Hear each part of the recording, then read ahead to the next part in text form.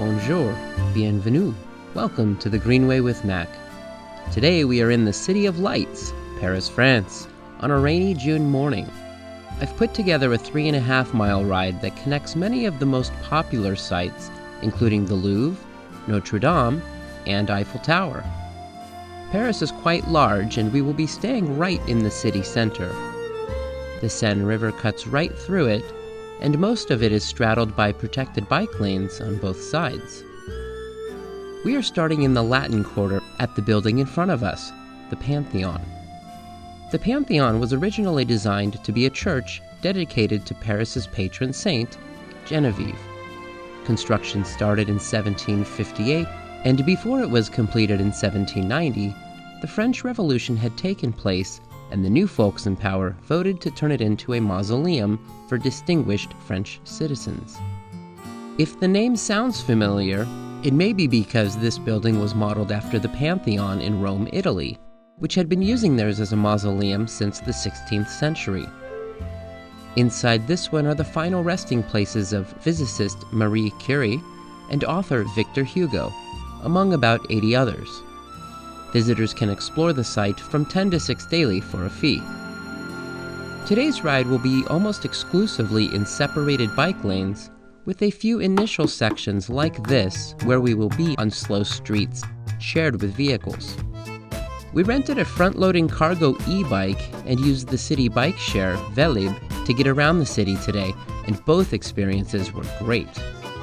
I have a link to both the rental company and Velib's website in the description below.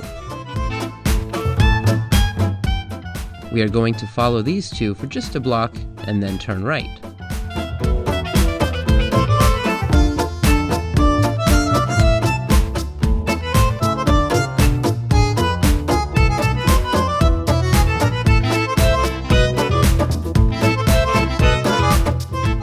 For fans of the show Emily in Paris, this is a plaza that plays a significant part in the show.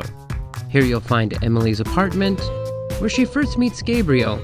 Right in the plaza, near the fountain, is where Emily hosted her birthday dinner party and, spoiler alert, where Camille finally discovers that something is going on between Emily and Gabriel. And of course, Gabriel's restaurant, where intimate evenings and parties occur. The restaurant does exist, but it's actually called Terra Nera, and is much smaller inside than what is depicted on the show.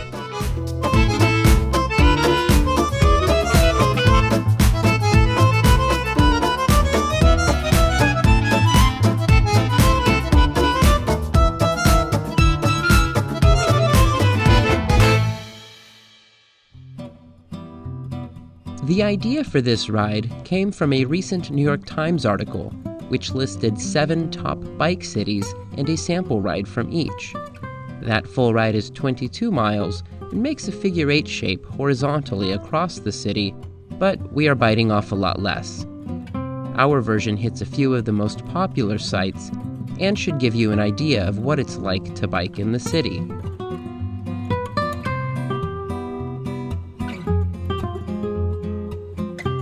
And here, my little guy reminds us why biking is a much more joyful way of getting around.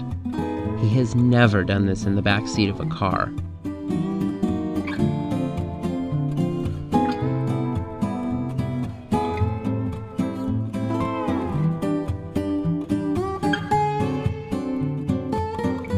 Take a look at the arrow and biker painted in the gutter on the left. This is supposed to be considered a bike lane and is quite common in Paris. These are painted on one-way streets and are intended to give cyclists permission to ride against the car traffic. Supposedly these count as a bike lane, but I like to use the 880 standard for judging bike infrastructure. Would an 8-year-old and an 80-year-old feel safe using this? While I feel safe taking the lane on this street like we are now, I wouldn't like my son riding his bike against traffic without physical separation. Personally, I think this type of infrastructure fails that test, so we won't be using anything like it for our route. We are going to cut through this plaza on the left and get off the shared road and join a protected lane. This plaza is named for Paris Sorbonne University, which is adjacent to it. This neighborhood is still part of the Latin Quarter, Paris's oldest neighborhood. When you think of Paris's student-filled cafes, it's likely this neighborhood. There are a handful of other schools in the neighborhood, in addition to great eateries, bookstores, and small retail shops. In the Latin Quarter, the cobblestone streets are narrow and twisting. This is because they were spared from Paris's modernization, which started in 1854. Most of Paris was rebuilt during this time to have large boulevards and large uniform buildings. This included really important upgrades to the water and sanitation systems and was the biggest change in Paris's history. The large white stone buildings with the wrought iron railings are called Haussmannian style, named for the civic administrator who oversaw Paris's modernization. The lowest two levels have high ceilings for retail on the ground floor and storage or housing on the first. The second floor, or third story for Americans, was the noble one, recognizable by the higher quality railings and window frames. Around 60% of the buildings in Paris are Haussmannian. This protected bike lane is pretty wonderful. They've basically taken one full lane back from cars and turned it over to bikes. It's a one-directional lane, so it is wide enough to ride side by side with someone, and it is not seen often enough with bike lanes. Car drivers get to chat next to their friends, and you should be able to as well. We are headed directly towards the Seine, and we will join a lane on the southern bank of the river, heading west towards the Eiffel Tower. If we cross here and then go right after the bridge, you'll be at Notre Dame in 2 blocks. While not currently opened inside to the public, it is scheduled to open on April 15th, 2024, which is exactly 5 years after the awful fire.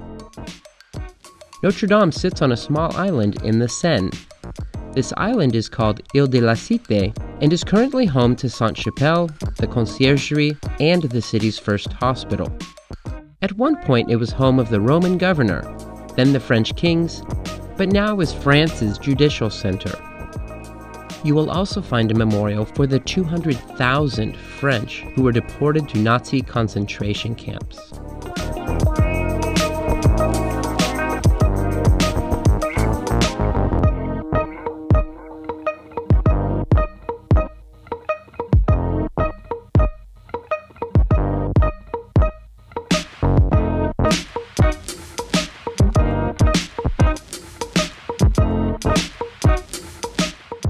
This type of bike lane is called a cycle track.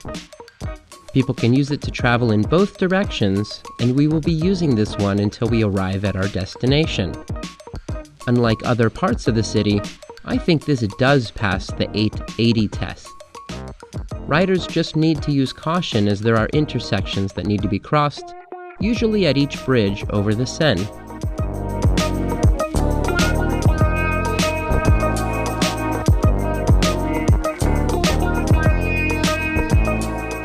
Pont Neuf was built in 1607 and is the oldest bridge in the city still standing.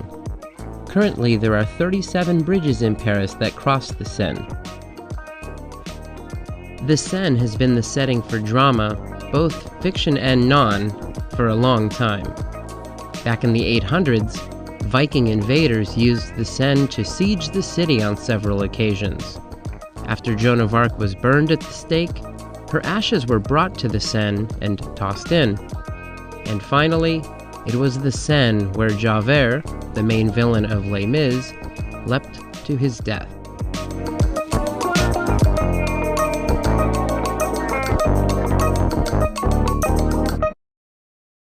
Across the river is the world's most visited museum, the Louvre. The giant compound was the Louvre Palace, built by Philip II in the 12th and 13th centuries, and housed the French kings before they moved out to Versailles. During the French Revolution, they chose to convert it to a museum and opened it up to the public in 1793.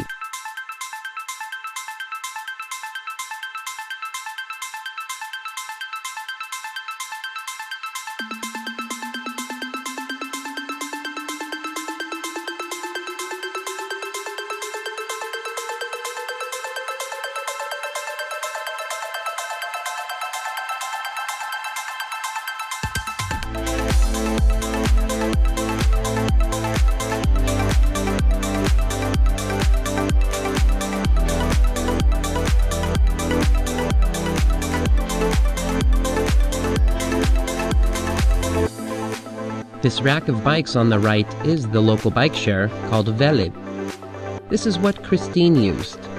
For €5 a day, you can use a bike for 30 minutes at a time.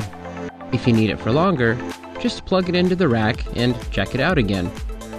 This resets your time and isn't a problem as long as nobody is waiting for your bike.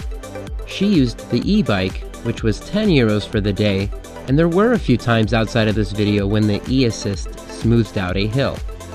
The ride seen in this video was either flat or slightly downhill.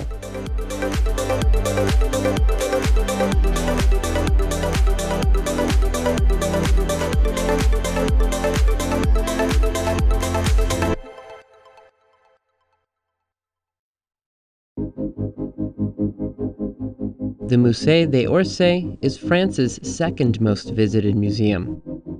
The structure was once a railway station and now exhibits mostly French art and has the world's largest collections of Impressionist and Post-Impressionist pieces from artists like Monet, Manet, Renoir, and Van Gogh.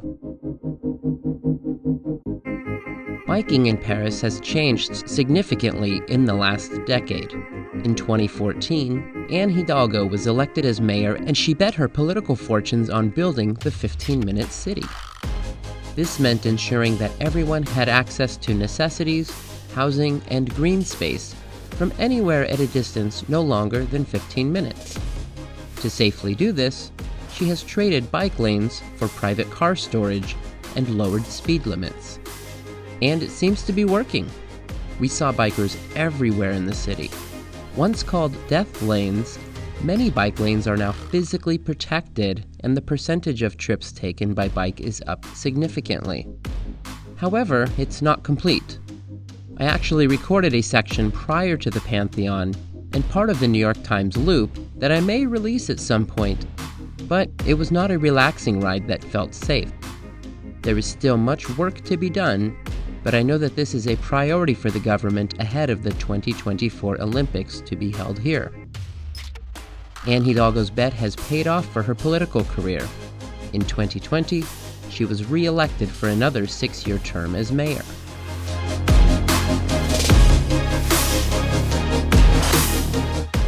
We are continuing straight, but you can reach Place de la Concorde by turning right here. The plaza contains several fountains and a granite obelisk from Luxor, Egypt. From the obelisk, you can stare down Paris's most famous street, Champs-Élysées, and spot the Arc de Triomphe a mile and a half at the other end of it. Mayor Hidalgo also has a plan for this famous car-dominated stretch. While not scheduled to be completed until 2030, and too late for the Olympics, the world's most famous avenue will remove most of the cars, plant hundreds of trees, and restore sidewalks and benches.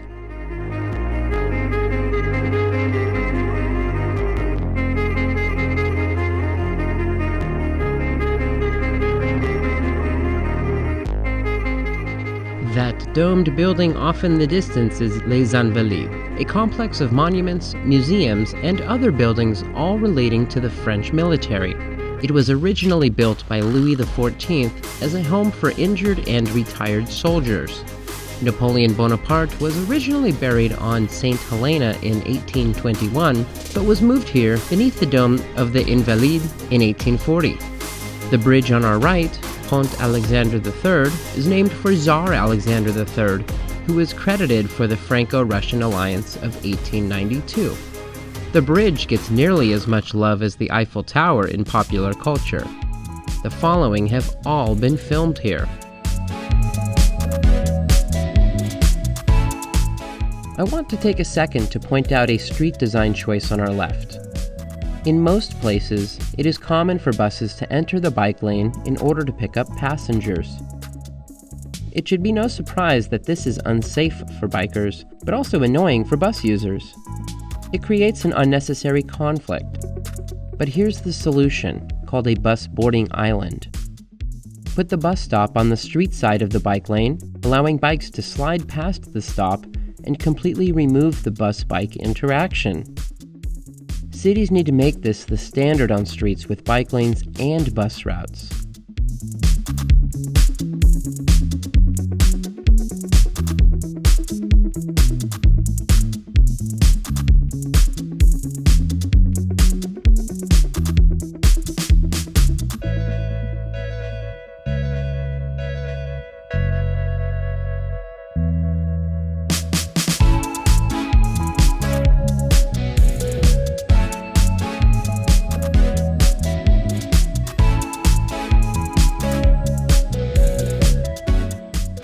our first view of our destination, the Eiffel Tower.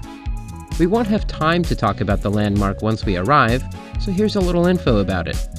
The tower was opened in 1889 as an entrance for that year's World's Fair. The tip is 1,083 feet tall and has 3 different levels that can be accessed. But like most popular attractions, those tickets sell out, so be sure to book well in advance, especially if you want to see the 3rd level. If you want views from further away, then use the bridges in this area to have some unobstructed views. And if you're coming at night, make sure you're here on the hour to see it sparkle like a diamond.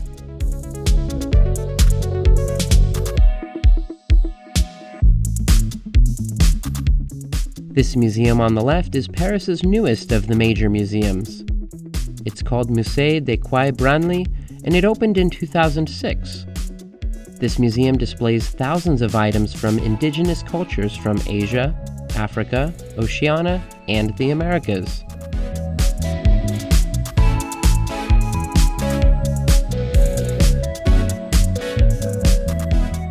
And there's the Iron Lady. I recommend crossing here to get to the grounds of the Eiffel Tower.